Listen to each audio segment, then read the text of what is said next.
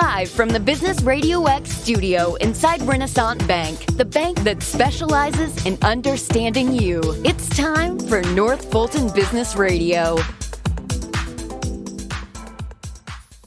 And hello again, everyone. Welcome to another edition of North Fulton Business Radio. I'm John Ray, and folks, we are broadcasting from inside Renaissance Bank in beautiful Alpharetta.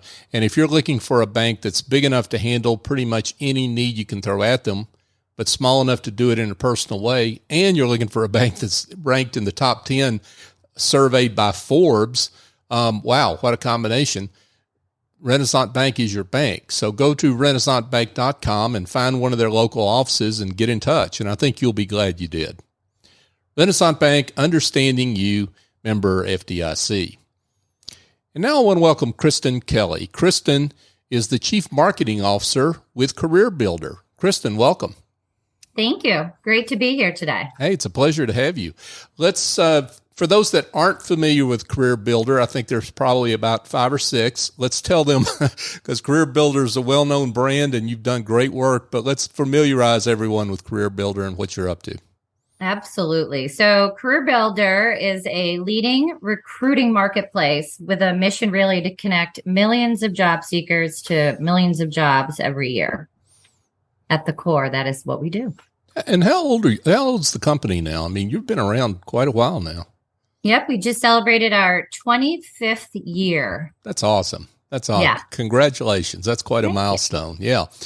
Well, you have recently released a survey that you did in conjunction with the Harris Group, and that's awfully well-respected polling organization. Tell us about that. Sure. So we partner with the Harris Poll every quarter, and we, get some really proprietary and interesting data that really covers the span of the employment space. So this recent survey, it was national. We had a sample size of over 2,000 U.S. adults ages 18 and over. And really the results of that survey gave us a better understanding of what job seekers and employers want in their careers, with a specific focus towards pay, flexibility, job fulfillment and satisfaction, and then this concept of remote work. Wow. And you say you do this quarterly, so you're able to see trends over time. Absolutely. Yep. We have some questions we ask over the course of each survey so that we start to have an index form. And then we add new questions just around things that might be trending, around, again, that space of employment and how people are finding jobs. So what do we need to know about what you found in the latest survey, Kristen? So ironically, even with all of the shifts that have happened in terms of how people work and the pandemic, the thing that most workers and employees care about is money and flexibility. So money does remain at the top of that list. And certainly beats out time and flexibility as the number one. I will say, however, flexibility is growing very fast in terms of being one of the top things that people look for in jobs. But 47% of those that we talked to did say a good salary is their number one expectation and hope in a job.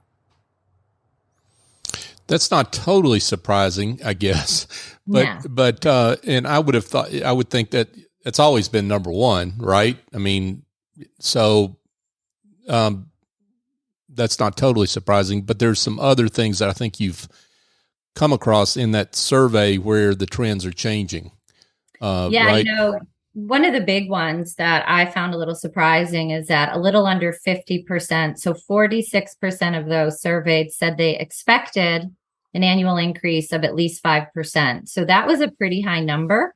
It was directly related to the concept of inflation and that life is just getting more expensive, the price of gas, consumer goods. So people had this higher than normal expectation of what an annual increase would look like. So I thought that was a pretty interesting thing that we pulled out of here in terms of the money theme. Mm-hmm. And also, millennials, 2/3 of them did say that this was an important part of how they saw making themselves able to make ends meet. So money kind of grew in the minds of millennials, where before there were many other factors that they looked for in an employer. They still do, but money's starting to become part of the picture for the millennials as well. Yeah, that, and not the subject of this show, but you can kind of see how that might be, given that that generation is particularly challenged when it comes to housing costs, what have you, right? Yeah, and they're actually, the generation, I think, that entered the workforce when the concept of the gig economy and working multiple jobs and the ability to work multiple jobs entered the picture. So, 2/3 of them also, did say that at times they do have more than one job to make ends meet because of all those reasons you just stated. Right, right. So you talked about flexibility, and that's what's gotten all the attention here up until recently. The great resignation, the great reshuffling, whatever we're calling it today. Talk about remote work, return to the office, where all that came out in this survey.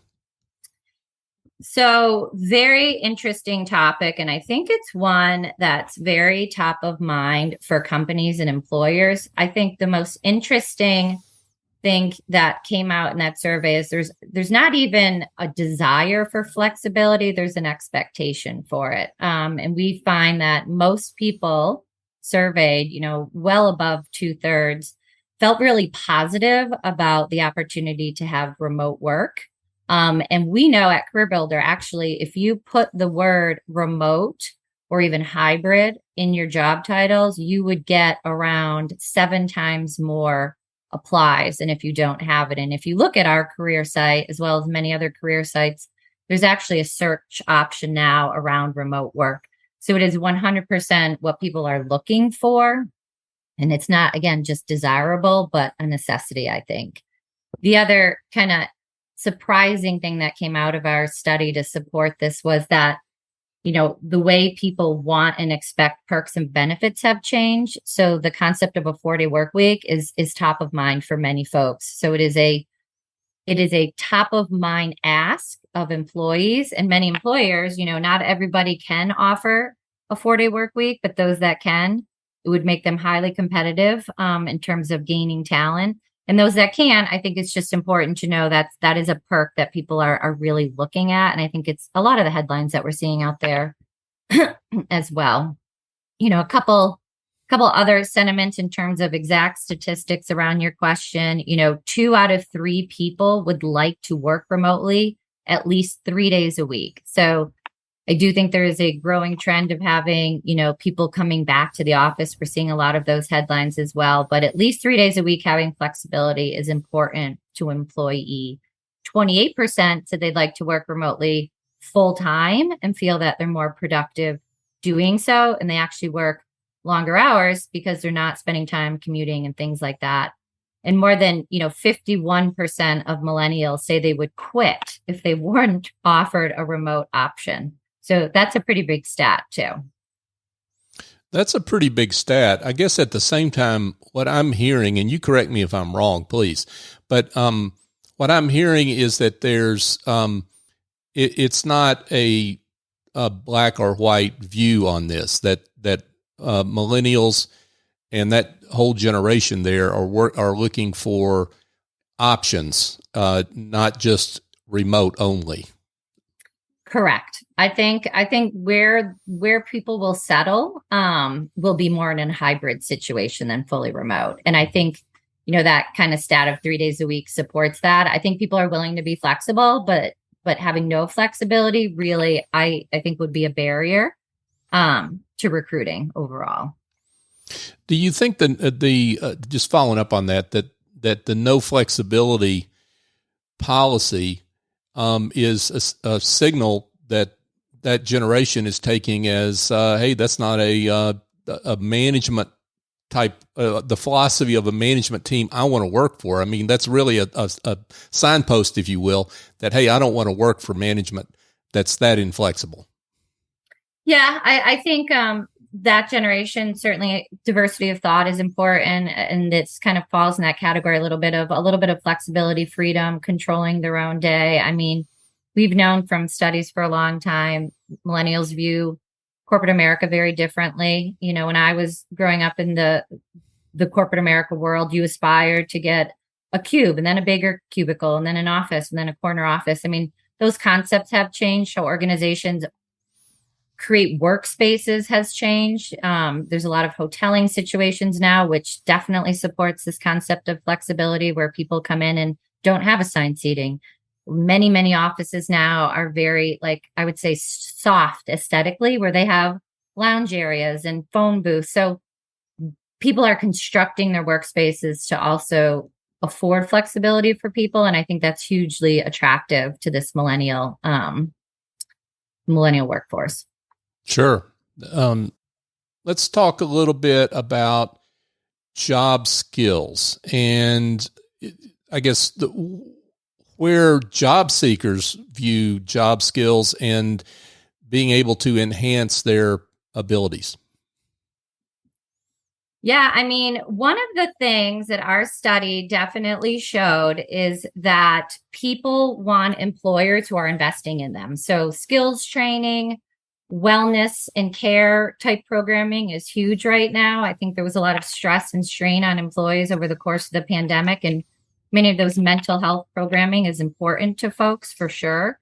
Career counseling and advising is something that is coming through a lot. So mentor programs, more formal sponsor programs, different panels that, again, support diversity of thought are huge. Investments in conferences and trainings that people feel like they're upskilling themselves is huge. This concept of upskilling and reskilling is very hot right now. And, one other example I'll give is on the CareerBuilder website, we have a section called CoLab. And the way people have typically looked for jobs in the past, it's really been skills-based and geography-based. So they'll look for a job that they've done before in a given geography. The way CoLab works is we encourage people to search for jobs based on their skill set. So consider you're a mom who's at home, who's thinking of coming back into the workforce, or a dad, and your skill set is, you're a great negotiator because you get your children to eat their green vegetables at night, and you're a logistics master because you're dropping 2 kids off at soccer and picking one up and letting the dog out.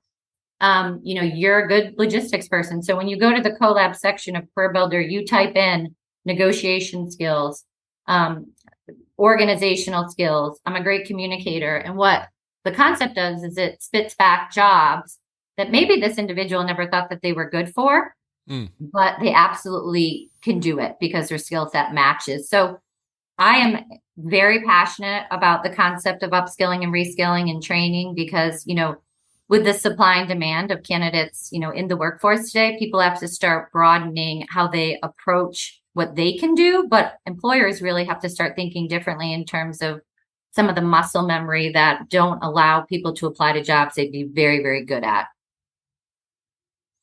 Yeah, I like the way you put that, muscle memory, because I think that's it seems like employers are doing what always has worked, and that's just not what is going to be appropriate for the foreseeable future, really, right? Correct. Yep. Yeah. I mean, the concept of even degrees on various jobs. So, many ATS systems, which are the systems that employers use to put their jobs through, might directly, without even thought, add footers to job postings like 4-year degree required or this requirement. And really, if you peel that back and start looking at it a little bit differently and took some of those heavier restrictions off, and again, thought about more the skill sets people were looking for than those hard requirements, the candidate pool for some of these jobs that are very hard to fill right now gets much wider. And so that is definitely a claim that CareerBuilder is working very hard at right now, which is to change the way that people look at skilling the workforce.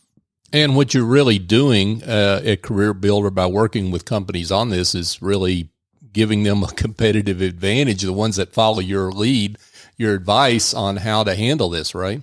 Yeah, no, absolutely. Absolutely. Yeah, makes perfect sense. Folks, Kristen Kelly is with us, Chief Marketing Officer at CareerBuilder. So the CoLab Resource Hub sounds fascinating. How can candidates use that without having particularly to apply for a job? Can they just go in and maybe put in their qualifications and kind of open things up and maybe get a better idea of how to interview and that kind of thing, given their skill sets?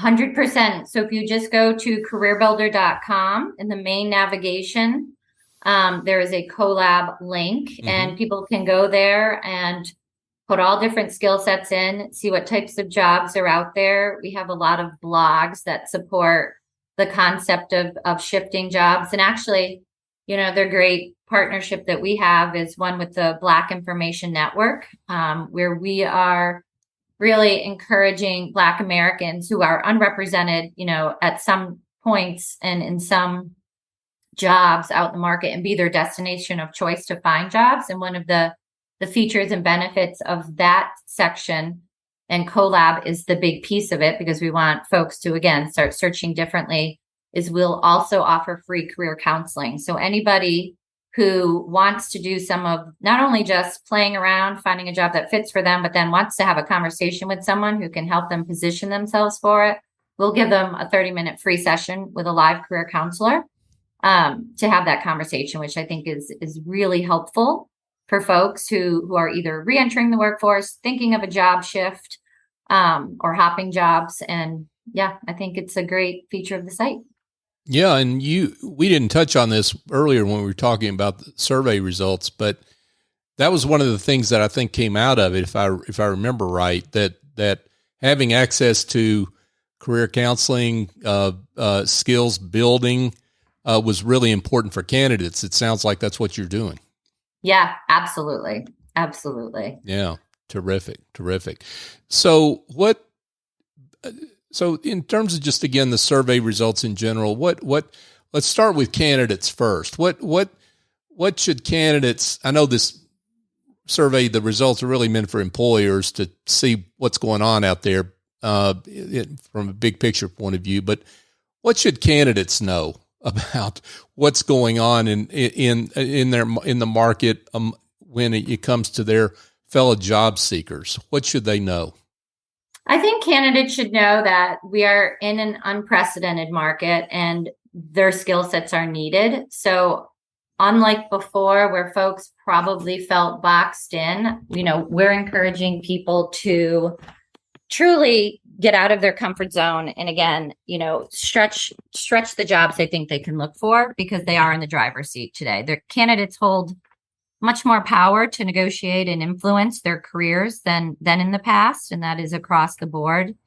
And my advice to any job seeker would be to make sure they've done their education on really where they want to land in a career. They understand how that career can help them build personal wealth or wealth for their family. They understand what a career path looks like. They've networked and talked to folks to advise them along the way, and truly make it an educational and a fun experience. Talk to many different companies. They have that option to do that now. Terrific. So let's do the same with employers, those that are seeking talent. What should they take away from this survey in terms of how they approach talent acquisition? I would say they need to look at talent as if it's very special, because it is. And to a little bit what we talked about earlier, to stretch their minds a little bit and start finding talent in new ways, in new and creative ways. So again, if you're looking for a logistics manager, don't just go search for a logistics manager. Understand what skills make up a good logistics manager and kind of expand the horizons of what they're looking for. Talent pools are tight right now. They're very tight. They're very competitive. People switch jobs very often, much more so than they have in the past. So people have to get creative in terms of how they're securing, talent into their organizations. And then my second tip for them really would be, once you have the talent in, creating environments and programming that will keep these folks around so that they're engaged with the company. You were able to retain folks for as long as possible, because there is a cost to any hire, and you want to maximize, that cost. And, what this survey really showed us is money still is a very important factor in that engagement with a candidate. Again, that potential for growth and career development, and then certainly when and where it's possible, this hybrid, flexible sense to the organization. Wow. Great words here from Kristin Kelly. She is with CareerBuilder and Kristen, this has been great. I can't imagine though that there aren't folks that their curiosity has been piqued. So we need to tell them where they can find out more information here on the survey and then on the services that CareerBuilder offers. Sure. It's so simple. Just go to any browser and type in careerbuilder.com, and you'll land on our landing page. You can search jobs there if you're a job seeker. You can visit our collab site, which we talked about, and you can, if you're a hiring manager, go to the hiring site and learn how you could post jobs with us or, search through our candidate database. That's terrific. Kristen, thank you for your great work and all of your colleagues at CareerBuilder. We're delighted to be able to hold you up and celebrate your work. Thank you for coming on the show. Well, thank you for having me. I've enjoyed it. Absolutely. Hey, folks, just a quick thought for you. If you're looking for a different team building activity, one that does not involve mosquito bites and broken ankles, I'm leery of that kind of thing. I suggest you go to asculinaryconcepts.com. They're a great culinary studio here in the Atlanta area, and they have, of course, they're corporate caterers, and they do that kind of work, but they've got a great corporate team building activity as well. Executive Chef Andrew Traub does great work in that area. Call him at 678-336-9196 or visit asculinaryconcepts.com for more information. And folks, we just celebrated 500 episodes of North Fulton Business Radio. We're pretty excited about that. And we would love it if you would continue to support us as you have. That's the only reason we've gotten this far, by sharing the show. If you could share the show with others that you think would be interested in our guest and support great business leaders like Kristen, we would greatly appreciate it. So for my guest, Kristen Kelly with CareerBuilder, I'm John Ray. Join us next time here on North Fulton Business Radio.